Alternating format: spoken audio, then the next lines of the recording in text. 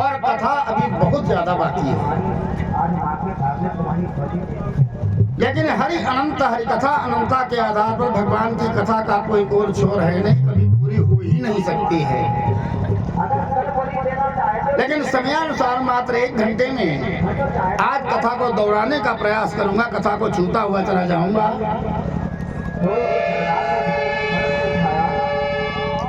अभी आपने सुना भैया जी से क्या क्रूर जी आए, एक दिन गोपिकाओं ने क्रूर को बहुत उलाहना दिया कि हे क्रूर, किसने तुम्हारा नाम रख दिया है अक्रूर। अक्रूर शब्द का अर्थ होता आ माने नहीं, क्रूर माने दुष्ट। जो दुष्ट न हो उसे अक्रूर होना चाहिए, और तुम इतने बड़े दुष्ट। भगवान कृष्ण और बलराम जो हमारे यहाँ की 2 आंखें हैं, तो हमारे यहाँ की दोनों आंखें निकाल करके हम सबको अंधा बनाने आए। इनको ले जाना चाहते। रात भर इसी प्रकार की चर्चा होती रही। सवेरा हुआ, कृष्ण बलराम चलने को तैयार हुए। यशोदा माँ ने आकर के तिलक किया। कृष्ण बलराम अक्रूर जी के साथ चले। गोपिकाओं ने आकर के रास्ता घेर लिया, लेट गई आगे कन्हैया, हमारे शरीर के ऊपर शर्त निकाल करके ले जाओ तो जाओ। भगवान कन्हैया ने गोपिकाओं से कहा, देवियों क्षमा करो मुझे।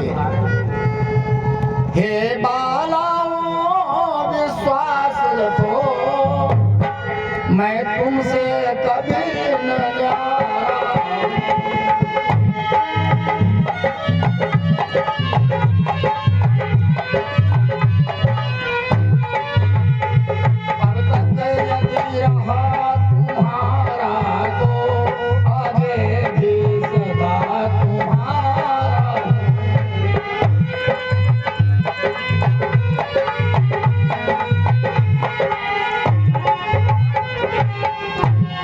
विश्वास रखो, हम तुम्हारे हैं तो तुम्हारे ही रहेंगे। आप तुम्हारा एहसान हम कभी नहीं भूलेंगे। तुमने हमें जो दूध दही मक्खन खिलाया है, और उसी दूध दही मक्खन की ताकत दिखाने जा रहा हूँ मथुरा को, क्योंकि हम ऐसे भागे हैं। बताया गया है महतारी और मातृभूमि जो दो चीजें जो है स्वर्ग से भी बड़ी होती है। जननी जन्मभूमि से स्वर्गादप करियसी। लेकिन हम ऐसे हैं कि हमारी मातृभूमि मथुरा दुष्ट कंस के अधिकार में है। हमारी मातृभूमि कैदी है आज। इसलिए तुम्हारे दूध दही से जो ताकत बनी है वो ताकत दिखाने जा रहा हूँ, मातृभूमि का कर्जा अदा करने जा रहा हूँ। तब तक भगवान कन्हैया ने देखा एक गोपिका लगातार एकटक भगवान श्री कृष्ण की ओर देख रही है। वो कुछ बोल नहीं रही, चुपचाप बस पलक झपकाए बिना देख रही है। और ये है राधा। भगवान कन्हैया ने आंखों में राधा की उनकी बात हुई, हे राधिके, और किसी गोपिका से एक बार मेरा वियोग संभव है, लेकिन हमारा तुम्हारा तो कभी वियोग होता ही नहीं है। जो राधा और श्याम में कोई अंतर नहीं, जो राधा है वही श्याम है और श्याम ही राधा है। जैसे पानी और पानी की लहर एक दूसरे से अलग नहीं हो सकती है, पानी में ही लहर, लहर में ही पानी, और ऐसे राधा में श्याम और श्याम में राधा। इसलिए हे राधिका, हमारा तुम्हारा तो प्रेम तात्विक प्रेम है, यथार्थ प्रेम है, सच्चा प्रेम है, और सच्चा प्रेमी एक दूसरे से कभी अलग नहीं होते। जैसा भगवान श्री राम ने सीता के लिए कहा है, तत्व प्रेम कर मम अरु तोरा, जान सुप्रिया एक मन मोरा।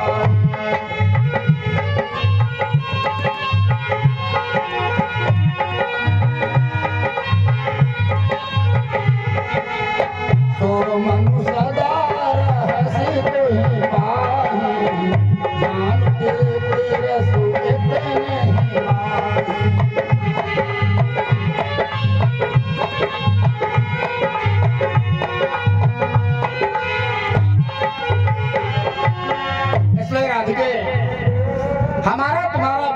न हुआ है न होगा, लेकिन तुमने जो हमें स्नेह और प्रेम दिया है, इस प्रेम में आज से तुमसे कुछ याचना करते एक चीज मांगते हैं कि हमारे जाने के बाद में तुम कभी आंसू नहीं गिराओगे। हमारी याद में समाज के सामने अगर तुमने आंसू गिरा दिए तो हमारा तुम्हारा प्रेम संसारिक प्रेम, झूठा प्रेम माना जाएगा। संसार में कोई किसी को प्रेम नहीं करता है, सब केवल अपने स्वार्थ के कारण प्रेम करते हैं, लेकिन प्रेम असल में वही होता है जिसमें कोई स्वार्थ न हो, वो प्रेम है। इसलिए राधिके हमारे जाने के बाद तुम कभी आंसू मत गिराना। आंखों आंखों में बात हो गई, यद्यपि इसके बाद में भगवान कृष्ण केवल एक बार राधिका को मिले कुरुक्षेत्र में, लगभग 100 साल बाद, लेकिन राधिका ने उसी दिन से खाना पीना छोड़ दिया। बस कन्हैया की याद में खोई खोई सी बैठी रहती है, खाना पीना सब छोड़ दिया, शरीर सूख करके कांटा हो गया, लेकिन राधिका कभी कन्हैया के लिए समाज के सामने रोई नहीं। ये असली प्रेम की पहचान। भगवान कन्हैया ने चाचा अक्रूर को इशारा किया, रथ भागने लगा, यमुना के किनारे रथ आ गया। अक्रूर जी को शंका हुई, कृष्ण बलराम को लिए जो जा रहे हैं, अब कहीं ऐसा न हो दुष्ट कंस इनको मरवा डाले तो समाज क्या कहेगा। भगवान ने अक्रूर जी की शंका दूर कर दी। अक्रूर जी बोले, कन्हैया मेरी इच्छा है स्नान कर लूं तब मथुरा में प्रवेश करूं। बोले अच्छी बात है। तो अक्रूर जी यमुना में डुबकी लगाए, लेकिन निमज्य तस्मिन् सलिले जपः ब्रह्म सनातनम् तावेव दग्धसे क्रूरौ रामकृष्णौ समन्वितौ। अक्रूर जी ने जैसे पानी में डुबकी लगाई, क्या देखा, कृष्ण बलराम रथ पर बैठे हुए हैं। फिर ऊपर उछल के देखा कृष्ण बलराम तो रथ पर बैठे, अंदर देखा तो पानी के अंदर भी वही दिखाई दे रहे हैं। कभी वो परशुराम के रूप में दिखाई देने लगे, कभी वो राम लक्ष्मण के रूप में दिखाई देने लगे, कभी मत्स्य भगवान के रूप में, नाना प्रकार के जितने भगवान के अवतार हैं सब वहां दिख रहे हैं, उन्हीं में कृष्ण बलराम दिख रहे हैं। अक्रूर जी ने सोच लिया, इसके मतलब कृष्णस्तु भगवान स्वयं कृष्ण साक्षात परमात्मा है, और मैं सोच रहा था कंस इन्हें मार डालेगा। ये हमारा भ्रम था। खैर अक्रूर जी आए, रथ पर बैठे, रथ का संचालन किया, मथुरा पहुंच गए। एक बगीचे में भगवान कृष्ण बलराम रुक गए, अक्रूर घर चला गया। सवेरा हुआ, भगवान कृष्ण ने कहा दाऊ जी से,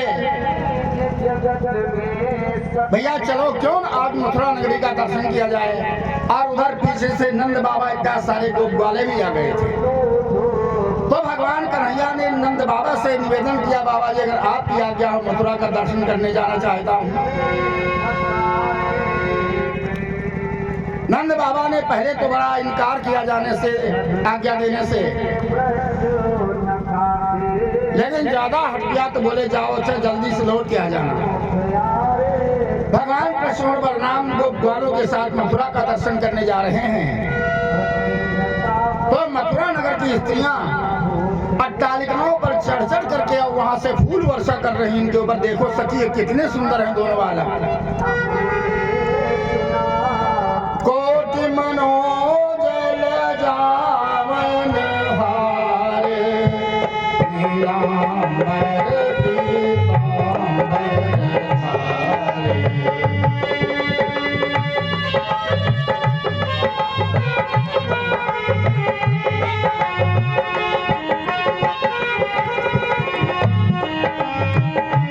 कोटि मनोजल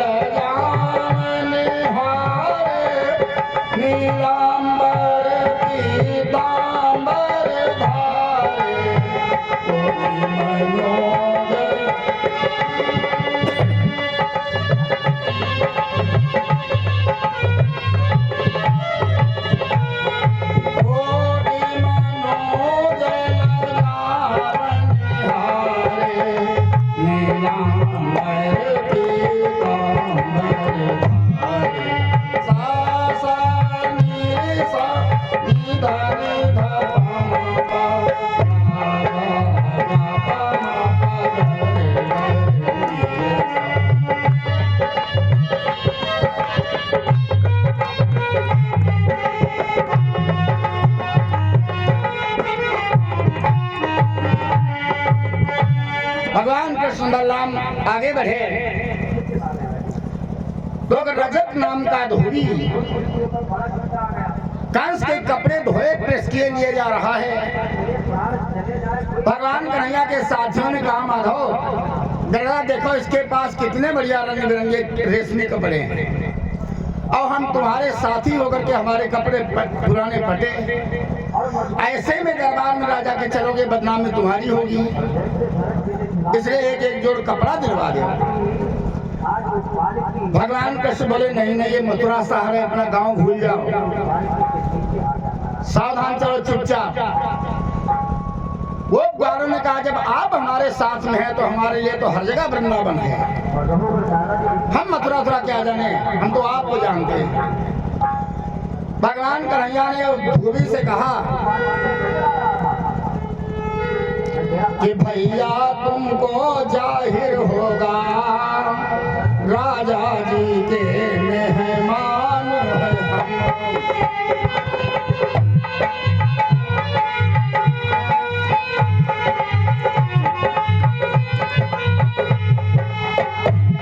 दरबार है सामान मगर कपड़ों से परेशान है।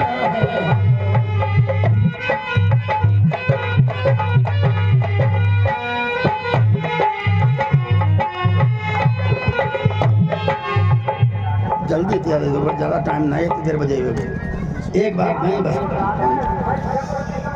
तो भैया हमको ऐसा करो 2 दिन के लिए किराए पर कपड़े दे दो। उसने कहा तुम्हें मालूम है राशि कपड़े तुम्हारे जैसे गवैया लोग पहनेंगे, ईदृशान है वो आसान से नित्यम गिरी बने चरा, तुम्हारे जैसे बनेचर हमारे जंगली पहनोगे कपड़े। भगवान कन्हैया बोले हम सीधे सीधे बात करते हैं, तुम नाजायज फायदा ले रहे हो। तो बात बात में बात बढ़ गई। भगवान कृष्ण ने एवं विकटमानस्य कुपितो देवकी सुतः रजकस्य कराग्रेण शिराकायाद पातयत, 2 उंगलियों का तमाचा उसे मार दिया तो उसका सिर टूट करके धरती पर गिर गया। साथियों ने कहा कन्हैया अब तो मर गया, पहन ले। बोले पहन लो। अब गोप ग्वाल सब उल्टे टेढ़े कपड़े पहनने लगे और तब तक वहां पर आ गया एक दर्जी। उसने देखा उल्टे टेढ़े कपड़े पहन रहे, इसके मतलब है ये सब चरवाहा है, सब अनलिटर्ड ना पढ़े लिखे लोग, क्योंकि कोई कुर्ता में अपने पैर डाल रहा था तो कोई पैजामा लेकर के खोपड़ी में डाल रहा था। आप जानते हो कपड़ों को देख करके पता चल जाता है कौन कैसा क्या है, इसलिए जैसा कपड़ा जिस शरीर को अच्छा लगने वाला हो वैसा पहने। हर व्यक्ति को, हर शरीर को हर कपड़ा अच्छा नहीं लगता है। जैसे एक बार एक श्रीमती जी थी, बहुत ज्यादा मोटी थी और काली बहुत ही ज्यादा थी। तो एक दिन उन्होंने श्रृंगार किया और खूब पीली पीली साड़ी पहनी और श्रृंगार करके पति से बोली बताओ आज हम कैसी लगती हैं। पति ने कहा नाराज हो जाओगी। नहीं नाराज नहीं होंगे, बताओ कैसी लगती। तो पति ने कहा आज तुम ये पीली साड़ी पहनी वैसी लग रही हो जैसे सरसों के फूले हुए खेत में कोई भैंस चल रही हो। बताओ ऐसे कपड़ा क्या पहने, कैसे कहा जाए। दर्जी ने कहा प्रभु अगर आप कहो आपके साथियों को कपड़ा हम पहना दें, अरे तब तो बड़ा अच्छा। तो उसने कपड़े काट छांट के सिल करके सबको फिट करके पहना दिया। भगवान कृष्ण ने उसको भक्ति का वरदान दिया और आगे चले। सुदामा माली जो बहुत वृद्ध और बुजुर्ग हो चुका था, जिससे चला नहीं जा रहा था, लेकिन आज अपने हाथ से चुन चुन करके फूल लाया और उसमें माला बनाई। बोले कृष्ण बलराम के पास हम तो नहीं जा पाएंगे, शायद वही कृपा करके इस गली से निकल पाए तो माला जरूर पहना दूंगा। भगवान कृष्ण और बलराम उसी की गली से जानबूझ के निकल पड़े। सुदामा बेचारा लड़खड़ाता हुआ जैसे तैसे उठ के खड़ा हुआ, कांपते हाथ, इतना बुढ़ा है, कांपते हुए हाथों से उसने माला पहनाई। भगवान कृष्ण ने कहा जाओ तुमको भक्ति प्राप्त होगी। भगवान का आशीर्वाद जो लिया उसने, आज भी किसी माली को आप देखो, काम तो बेचारा फूल का करता है, पत्ती का करता है, मामूली सा। कोई भी माली आपको रोजी रोटी के लिए दुखी नहीं मिले। सुदामा को आशीर्वाद देके चले और तब तक कुब्जा नाम की एक स्त्री, जिसके शरीर में 3 जगह से पीठ में कुबर, 3 जगह कुबर निकला, और अपने हाथ में कटोरे में इत्र चंदन लिए जा रही है कंस को लगाने। भगवान कन्हैया के साथियों ने कहा प्रभु कपड़े तो बढ़िया मिल गए, अब जरा इसके पास देखो कितना बढ़िया महकुआ तेल और चंदन है, तो थोड़ा थोड़ा लगा दो। भगवान कन्हैया बोले शांत चलो, ये मथुरा नगरी है। उसने कहा नहीं भैया ऐसा करो, थोड़ा थोड़ा चंदन लगवा दो। भगवान कन्हैया ने कुबरी से कहा कि देवी आपका क्या परिचय है? मोहन बोले मुस्का करके सुख करने कहाँ जा रही हो।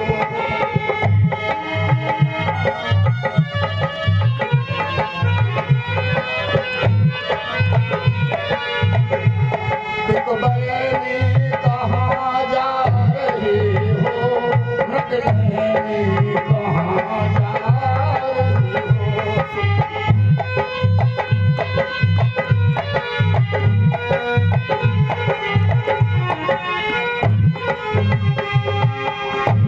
भगवान कन्हैया ने कहा सुंदरी कहाँ जा रही हो?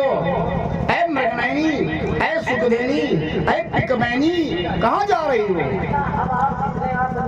कुबरी ने कहा माधव हमने तो सुना था आप तो गरीबों पर बड़े प्यार हैं, बड़े दया रखते हो। हमारे शरीर में 3 जगह से कुब्बर, संसार का हर व्यक्ति हमारा उपहास करता है। हमने सुना था कन्हैया को गरीबों पर बड़ी दया रहती है, आप आए आप भी हमारी हंसी उड़ा रहे हैं। भगवान बोले नहीं देवी आप साक्षात में पिकमैनी मृगनयनी सुखदेनी हो। याद रखो भगवान किसी का तन नहीं देखते, भगवान तो उसका मन देखते हैं।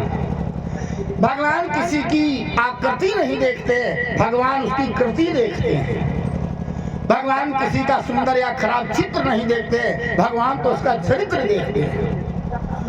भगवान ने कहा तुम शरीर से भले टेढ़ी मेढ़ी वाली हो, लेकिन मन तुम्हारा निर्मल है, इसलिए मैं तुम्हें मृगनयनी पिकमैनी कह रहा हूँ। तो तुम्हारे पास बताओ देवी क्या है? का इस इत्र चंदन से कंस का श्रृंगार करूंगी जाके, वो हमें पुरस्कार देगा, तो क्या हमारे साथियों को लगवा दोगी थोड़ा? उसने कहा महाराज हमारे पास जो भी है, नाथ सकल संपदा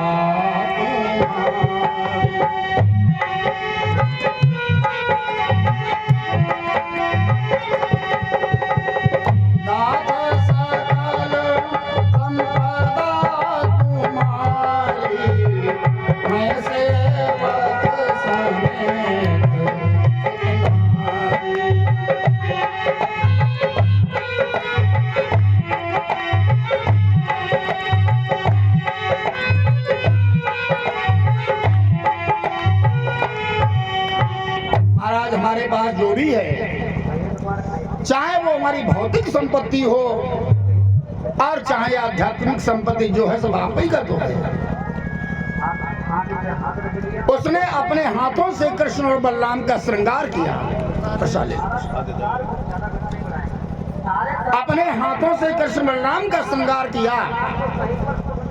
आज जब तक कृष्ण बलराम का श्रृंगार किया तब तक गोप ग्वाले बोतल की बोतल सब चुप गए। बोले आप ठीक। कृष्ण बलराम और आगे बढ़े तो मथुरेश कंस ने एक धनुष रखवाया था और धनुष यज्ञ के बहाने ही इनको मार डालने के लिए बुलाया था। विद्वानों ने बता रखा था अगर 5 दिन इस धनुष की रक्षा आपने कर ली तो जितने राजागण यहाँ पर यज्ञ में आएंगे वो सब आपको तिलक कर करके आशीर्वाद देंगे, आपकी उम्र और लंबी हो जाएगी। लेकिन 5 दिन इस धनुष की रक्षा करना जरूरी है और आज 5वां ही दिन है। भगवान कन्हैया पहुंचे और धनुष के पहरेदारों से कहा भैया उस धनुष का हम दर्शन करना चाहते हैं, जिसको देखने के लिए दूर दूर के राजा लोग आ रहे हैं। आज याद रखो ये धनुष महात्मा दधीच की हड्डियों का बना हुआ धनुष था। एक को भगवान श्री राम ने तोड़ा था, दूसरा ये भी दधीच की हड्डियों का धनुष था। पहरेदारों ने पहले तो जाने से मना किया, लेकिन बोले नहीं, हम दधीच बाबा को इसी बहाने प्रणाम कर लेंगे हड्डियों के रूप में। तो उन्होंने कहा जाओ अच्छा एक एक करके जल्दी जल्दी प्रणाम करके लौटाओ। भगवान कृष्ण गया, दधीच की हड्डियों को प्रणाम किया।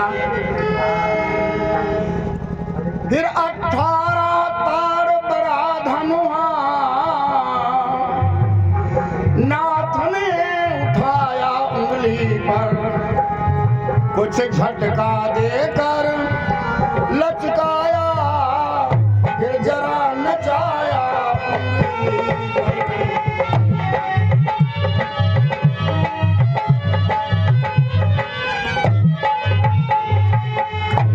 और लचका करके भगवान ने उसको पटक दिया। धनुष के टुकड़े टुकड़े हो गए। यम सुदामा ने जिसको सुन करके कंस सिंहासन पर बैठा था 2 बित्त नीचे कूदा, गिर गया। ये क्या हुआ? मालूम हुआ कृष्ण ने धनुष तोड़ दिया। धनुष के रखवाले लोग युद्ध करने आए, लेकिन कृष्ण बलराम ने वही टुकड़ों को पकड़ पकड़ के उन सबको मार दिया। डेरा पर आ गए। नंद बाबा ने कहा कन्हैया ये धमाका की आवाज क्या भई थी? बलराम ने कहा कृष्ण ने धनुष तोड़ दिया। बोले वाह तुम्हारी वही तोड़ फोड़ वाली आदत। अरे यहाँ आकर तुमने धनुष तोड़ दिया, अब कंस मरवा डालेगा सवेरे। चलो रात में हम लोग भाग चले यहाँ से। बलराम बोले बाबा भगियों के खाएंगे। कंस की सेना ने चारों तरफ से घेर रखा है बगीचा को, अब भागने का कोई द्वारा नहीं है। नंद बाबा ने कहा कल क्या होगा भला? यार कंस ने रात में ही अपनी मीटिंग बुलाई, मंत्रियों से पूछा बताओ क्या होना चाहिए। कृष्ण बलराम हमसे दूर थे अभी तक, लेकिन नारद के कहने से हमने जानबूझ के मौत को बुला लिया। अब बताओ कैसे बचा जाए? तो मंत्रियों ने कहा सरकार आपके यहाँ एक हाथी है जिसका नाम है कुवलया पीठ। ये सामान्य 10,000 हाथियों के बराबर ताकत रखता है हाथी। तो इस कुवलया पीठ हाथी को दरवाजे पर लगा देना, कृष्ण बलराम को बुलवा लेना, पीरवान को बता देना जब हाथी वो कृष्ण बलराम आवे तो हाथी को बढ़ा दे थोड़ा उनकी ओर, तो हाथी चीर के फेंक देगा इनको। कंस ने कहा अगर वो हाथी को मार डाले तब क्या होगा? तो पहलवानों ने एक स्वर में कहा फिर हमारे मारने से उनकी लाश का पता नहीं चलेगा, हम मार डालेंगे। काल पाशो व्रतोषुरा, काल रूपी बंधन में जकड़ा हुआ कंस धर्म नीति सब भूल गया। नंद बाबा को खबर करी सवेरे कृष्ण बलराम को लेकर आओ, हम इनकी कुश्ती देखेंगे। और दरवाजे पर कुवलया पीठ हाथी लगवा दिया। हाथी को खूब शराब पिलाई गई, खूब नशे में कर दिया गया। पीलवान को बता दिया गया जैसे कृष्ण बलराम आवे तो हाथी को बढ़ा देना, मरवा देना। कृष्ण बलराम नंद बाबा आज सभी लोग आए। भगवान कृष्ण ने पीलवान से कहा अम्बष्टाम्बष्ट मार्ग हमनो देहि विग्राम माचिर नोचे सकुंजरम त्वाते नयामियम साधनम। हे अम्बष्ट, हे पहलवान, रास्ते से हाथी को हटा, और नहीं तो तुमको और हाथी को दोनों को यमराज के यहाँ का मेहमान बना देंगे। पहलवान बोला बस इसी परीक्षा के लिए हाथी रखा गया है। तब पहलवान बोला अंदर वह योद्धा जाने पाएगा।